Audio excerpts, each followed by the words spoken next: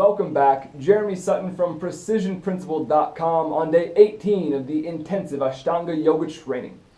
Now, yesterday we had a much needed day off. Got to recover some of our sore limbs, our muscles back. For me, my back has been a little bit sore, knees a little bit sore. I needed the day off, and today I'm feeling a lot better, feeling rested and ready to go. Now, we have been talking about all sorts of things in the yoga practice, from the philosophy to the practical elements to how do we approach it generally speaking. And one question that might come up is the role of willpower and discipline in a yogic practice. And I think this is a very important topic, not only in yoga, but for any creative endeavor, in any self-development endeavor, in any place in our life where we are trying to move ourselves to another plane, to a higher plane, and to basically become the best versions of ourselves. So the question is, what role does discipline and willpower play in endeavors such as these? One, that we elevate ourselves to our higher state of being, move ourselves towards our higher nature, right? And by higher nature, let's define that real quick. What I mean is, as we talked about previously, we kind of have our lower urges, our primal instinctual urges, which aren't necessarily bad, but they are just more basic to our existence. Then we have sort of the higher pursuits. We have things that I know would be good for me, but they're not always easy, right? So, for example, exercise, or eating healthy, or learning an instrument, or practicing a skill, creating art regularly, developing my abilities, learning. All of these are activities that we know are good for us, but they're not always easy to stick with diligently, right? And of course we know that diligent practice is the motor, is the mechanism, it's the path to get to mastery, to life mastery, and ultimately to success and happiness. Whatever success and happiness mean for you, most likely you're going to get there better more quickly, more efficiently, if you have disciplined, repetitive action towards the practice that gets you towards your goal, right? So, what does willpower and discipline have to do with yoga, right? Now, no one is going to make the claim that yoga is just easy, right? It is a difficult situation.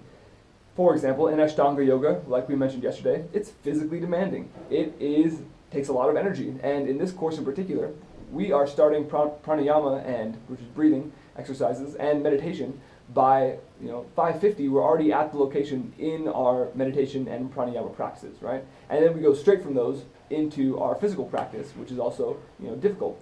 So, on the one hand, yes, of course, to come back to something like this takes a certain level of discipline. It takes a certain level of willpower, in the sense that when an alarm rings, at 5 o'clock in the morning, and you start to pull your head off the pillow, it's not always fun to get up.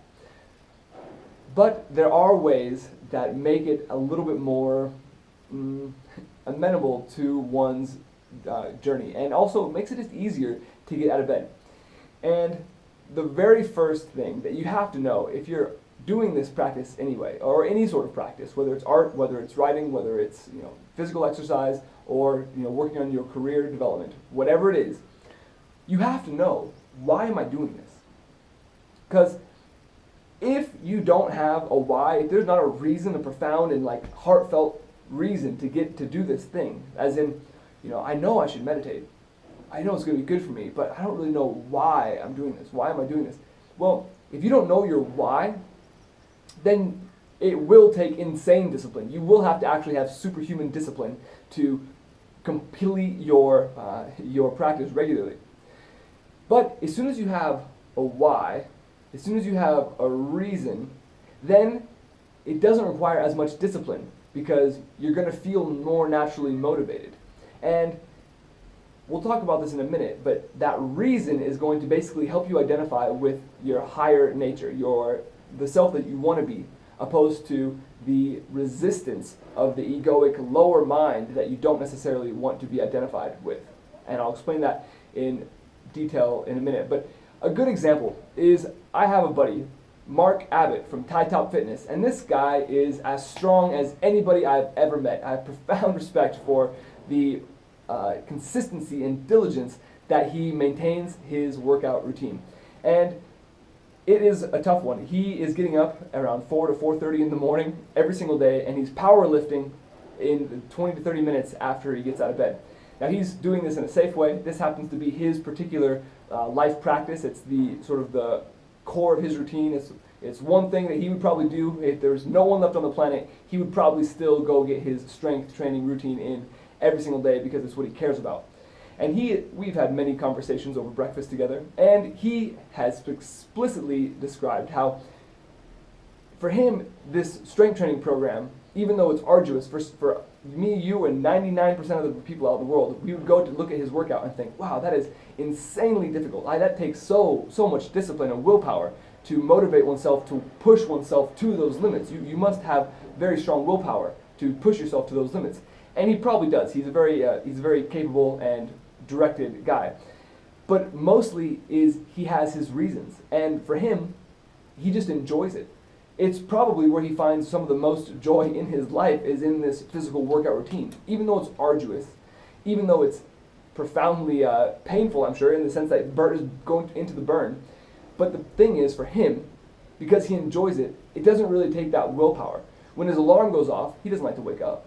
But he does wake up because the pleasure of getting in that workout early on and knowing that he's not going to miss his workout routine because he got it in early in the morning, that takes away from his desire or his need to sort of identify with that lower self that's kind of like, oh man, I need to go sleep. Because no, he knows that he wants that his more thinking higher self has that intellectual understanding and that deep felt experience that, no, I want to go get this in right now so I can take care of this. I'm going to feel good once I do it, and I'm going to get my day off started right.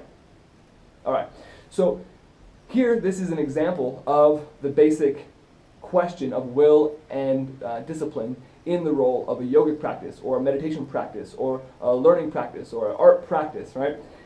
Stephen Pressfield, in his book, War of Art, a book that everybody should read. It's got, you can get it on audible.com. It's like 3 hours long. It's a very short listen, but it's very powerful in its message. And basically, it's that any time that we have aspirations to make ourselves better than we have been previously, we're going to eventually, at least if not immediately, once the newness of the situation wears off, eventually we're going to come down to the sort of reality of the situation that it's not always the most enjoyable thing to have to get up and do the thing that you want to do. And we're going to feel resistance. We're going to feel inner blockage that says, oh man, I know I should do my writing today. For me, it's writing. I enjoy writing, but it's also not always easy. I try to write 2,000 words every day. And even though I enjoy this activity, in the moment that I know I should do it, of course something comes up. Oh, but you know, I haven't cleaned my room yet. Oh, but shouldn't I distract myself with oh man, it's been so hard. I've been working so hard. Shouldn't I get on Facebook for a little bit? Oh, there's some YouTube videos that I haven't seen that I really would like to see. So immediately, right, this resistance, this sort of tries to redirect your attention. Whoop, whoop. A lot of us feel have felt this resistance about the time that it was when it was time to sit down and do homework. Anybody in college or high school remember, oh, time to do homework. Oh yeah, I have to go to the bathroom. Oh yeah, I have to get some snacks. Oh, I have to do this, or oh, how can I study without water? Or you know, a thousand other chores come just, oh, this seems more important right now. Well, it doesn't really seem more important. What's really happening is that kind of lower self is figuring out ways to weasel itself in and direct our attention. All right. So back to the yoga practice. You know, does it take will and discipline? Well, in one sense, yes, it does take willpower and discipline. You have to, when you feel resistance, you have to go to the practice anyway, right? It's about the returning to the practice, getting back on the mat, getting back into the flow, and some days are going to be better than others, but when you repeatedly come back to the action, inevitably you're going to make excellent progress. And if you can get to a spot where you're enjoying each practice, where you feel good about it, then you're going to be able to get into the flow more easily. And then it's not really going to take discipline and willpower. And you know, there's of course there's books like The Power of Habit, where they basically explain how, you know, at least 20 days, but now it's often described that about 66 days, 65, 66 days is the minimum requirement a number of practices to establish a habit in one's routine. So it takes some willpower and discipline, especially in that early part of the journey, right? When we get 20, 30, 40, 50, 60 days in a row. But if anybody's ever tried a gong, I don't know if you know this, a gong is where you commit to a certain regimen of things, could be 1 to 4 or 5 things that you do consistently for 100 days. And if you break your gong, then you have to start over. And it's only you got to be honest with yourself. You're only doing it for yourself, so don't go lying to yourself if you miss a day. If you want to know more about this, check out well.org, and Pejam Shojai has great information on how to start your own gong. But what you find out, though, if you've completed any, I've done about 3 of them myself, and by the time you get to about day 20, you know that you have this run going on, and you know that if you miss a day, that you're going to have to start it over again. So as soon as even in the early days of your gong, the first 20 days, once you start to build that rhythm and know that if you break a day, you're going to have to start again from scratch, and you realize how long it's really been, but how far you still have to go, you think to yourself, man, I really don't want to miss this run. And so what you do is it becomes easier to do the work than it does to have to start over again, right? So once we get into the habit, then it becomes our thing. Then we're doing it because it's what we care about. We're doing it because that's just what we do. Yeah, I know I don't feel like doing it today, but you know what? I do this anyway, even when I don't feel like it, because this is what I care about. And ultimately, if we know why we're doing this, for example, maybe this is one of my reasons. I do yoga for the physical benefits, for the conditioning of my body and mind to be able to stay focused and concentrate for prolonged periods of time, and also as a tool for self-reflection, and ideally so that I can use this self-reflection in a sense that I can become a happier, more contented, well-intentioned person. I can be aware of my emotions as they arise, and ultimately this aligns with my self-appointed purpose in life, which is to contribute to the lives of others, to contribute to the well-being of people beyond my own limited self, and hopefully be able to expand this positive influence to as many people as I possibly can. I would love to see a world that has where everybody in the world has had the same opportunities same access to opportunities that I've had to travel the world, to learn about different ideas, to meet people from around the world and to learn from their company. And because this is sort of my purpose in life, and I know that being focused, strong, flexible, mobile, meditative, calm, compassionate, loving person is going to help achieve that goal, and yoga is one means for me to help get this, along with other practices that kind of feed into this, to ultimately move towards my life purpose, for what my personally assigned life purpose is. And so because I have that why, even when I wake up at 5 in the morning and it's difficult to open my eyes and I'm tired from the night before and my muscles are pretty sore because I've been doing 17, 18 days in a row of yoga, I can still get out of bed. And it's not really that big of a deal because there's not, even if it's difficult, there's just no chance of me not doing it. I hear the alarm in the morning and I might think for a second, there it is. But the fact is that there's no getting out of it. I don't want to be late for class. There's no way that I'm going to be late for class.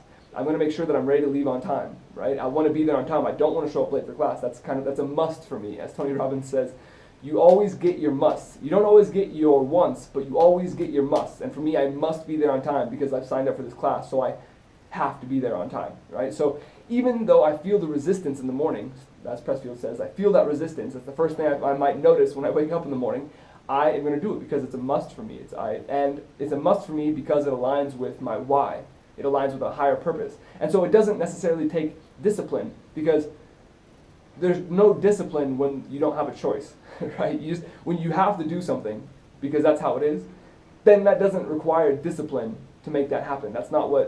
Discipline is when you don't have to do it and when there is a choice and it feels a lot of resistance and then you force yourself to do it, which sometimes is necessary. It plays a role in a complete practice. However, what we're really talking about here, about how to make the switch from where I no longer need such willpower, I no longer need such discipline to keep to my practice, This switch right there is, psychologically speaking, built on a paradigm shift. All right, this is a word maybe overused in the common vernacular, especially in the business world, where you need a paradigm shift, right? But the point is this, that the paradigm shift is when the way that you start to see the world, the lens through which you see the world, is flipped to another lens. Have you ever had a time where you thought something, you knew it was true, you were absolutely 100% sure that for that time in your life, that was the truth, that was the way that things are, just to, 2 or 3 years later, come back and be able, with new information, realize that you have a new perspective on the situation, that your old perspective wasn't necessarily wrong, but your old perspective was limited, was a smaller view than your new perspective. And your new perspective, when you look back, you can see all those ideas, but you can see it in a bigger context. And when you notice this bigger context, you now have a new interpretation of the whole situation, right? So that is a paradigm shift in kind of abstract terms, but more specifically to psychological development, the paradigm shift is from identifying with that smaller egoic self and moving to an identification with that higher self. That is, we have competing self-interest. We have competing interests within our body. My ego wants to go eat cake and just chill, and my higher self wants to be a thriving human being, an example to the world, and a knowledgeable, creative person, right? So chilling and eating cake is not always compatible with living up to my highest potential and consistently moving towards that path, right? So if I identify with the ego, if I'm completely identified in sort of like my awareness is totally encapsulated by the ego, then yeah, it's going to take a lot of discipline to overcome the situation, and I'm probably not going to be able to do it. I'm probably going to look around and say, yeah, I think yoga is for other people and not for me, because that's not what I care about. What I care about is chilling right now, and I can't imagine doing anything but besides watching this video. Have a nice day, enjoy your yoga practice, right? That's going to be that identified with that egoic mind. And there's not anything inherently wrong with that. The only issue is that being entrenched in the ego is going to not help you move towards your potential. It's not going to help you become the best version of yourself. And in fact, most of the problems in the world come from self-serving nature, from our selfish nature. We'll talk more about that in the future. But the point is this, the paradigm shift is when you start to sort of, in New Age terms, you might say transcend that ego, which basically just means that your awareness becomes larger than your ego, that instead of being influenced mindlessly by the ego, that at least you can see the ego for what it is when it's arising, when that resistance is arising. You can kind of have a little bit of distance from that ego so you can reflect on it, and then you can decide, what do I really want? Now that's sort of the first stage of getting away from the ego, but then when you really start to identify with the higher self, this is the essence of the paradigm shift. Because now that I'm identified, let's say I'm totally identified with my higher self, I want to be the best person I can be, this is a committed thing I have to my life, I have my reasons, I know why I want to be in this position and then be this version of myself, I know who I want to be, and I'm taking steps to get there every single day. When I'm in that frame of mind, when I'm identified with that higher version of myself, then what happens is I look at the work, and I'm just going to do it. Because I actually receive more pleasure because I'm identified with my higher self. My higher self feels good about doing the practice, because when I do the practice, I'm like, man, I did it. It was a victorious day. It was a good day. It was satisfying to me. I really made the progress that I want. That type of good feeling is greater than the good feeling of, well, you know what, I relaxed all day and had cake. The cake has good feeling. The relaxing has good feeling. But that good feeling is only this much. And me doing what I set out to do because I know why I'm going to do it has this much pleasure. So it just trumps it so hard. So actually, when I'm identified with this higher part of myself, it's actually harder to not do it. Because maybe if you're really in the state of mind, you're like, man, I gotta do my yoga, I gotta do my workout, I gotta do my art, right? And then all of a sudden, right before you're gonna do it, your friend calls you up, hey man, what's going on? I got this really cool thing. Don't you want to come meet me at the lake? Let's just go do this or that. And you think to yourself, man, that has some pleasure associated with it. Relaxing, seeing my friend, all these things have positive value, definitely. But I can tell that what the part of me that really wants to go there the most is maybe not necessarily my highest nature. And I can feel that, you know what, dude, I do want to meet you at the lake, but I need to get in this work first. Before I meet you at the lake, I need to get in my yoga practice. I need to get in my writing practice. I need to do my meditation practice. I need to get that in because it's going to make me feel better about myself. It's going to help because I know it's going to help me move towards my well-being. And so this is what happens when you have the paradigm shift from being totally entrenched in the ego to a perspective where you can reflect on that ego from the position of your higher self, and you're identified with the desires of your higher self. And so because you're identified with that higher self, the drives of that higher self, the drives that make you want to sort of blossom into the full potential of your abilities, these drives are the ones that lead you mostly, right? And I'm not saying that we are always identified with one, we're always identified with the other, but the more that we work towards our goals, the more that we tend to be identified on a day-to-day basis with those higher drives. We do the practice, we can actually over time make those practices become intuition, where, like brushing your teeth.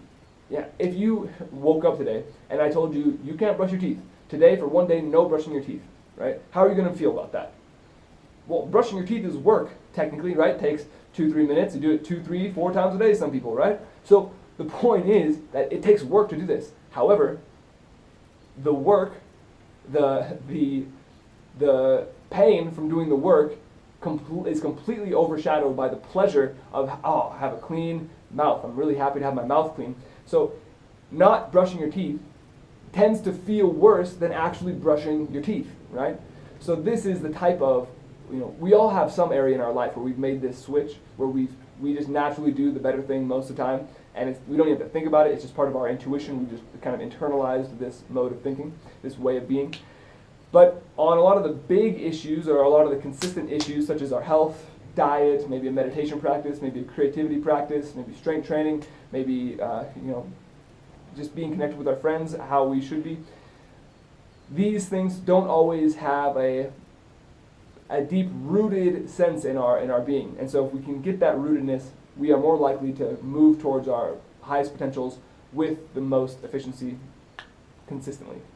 So that is all today. Thank you for joining me once again. If you're enjoying these videos, go ahead and click subscribe down below. Make sure you get all the updates and future updates as well. Or check out precisionprinciple.com, where you can find more information on the game, 7 strategies, 7 habits for a life of thriving, and also 12 strategies for increasing your efficiency, for upping your game, so to speak, in any single area of your life. So go ahead and check that out. And in the meantime, keep learning, keep growing, and have a great day.